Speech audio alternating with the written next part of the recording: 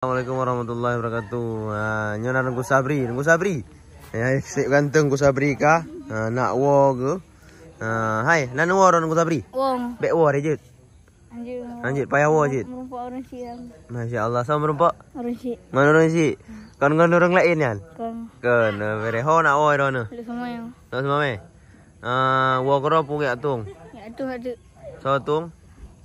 Ayah. Nak ketung mentang. Nak Ayah ya tung ah. Ya ban beres dak. Ho tah nu hana tah go. Man bunuh ho ni jai ron. Jajan. Hai Zaki keno le.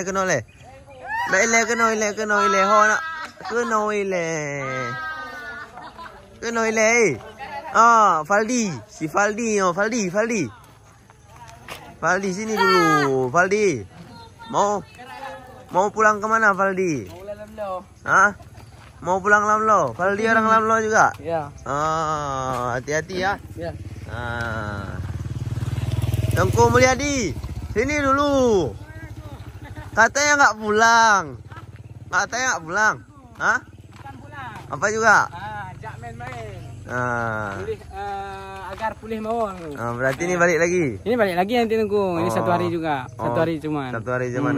Kemana nih? Ini mau ke Lamlo. Bukan. Habis ke Lamlo nanti baru ke Banda Aceh. Pokoknya healing dulu healing, lah. Berarti Tengku Mulyadi dari Cane dia walaupun nggak pulang tapi butuh healing juga ya. Butuh.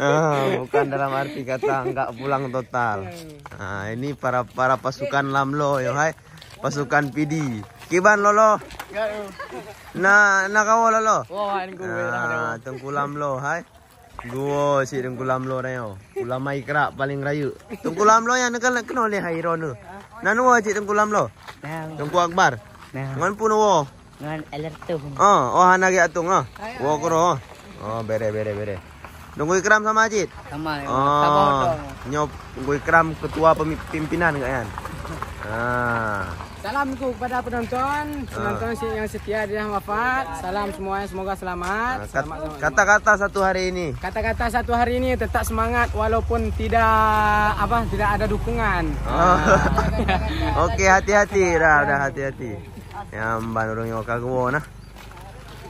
Para santri sebagian yang sudah pulang.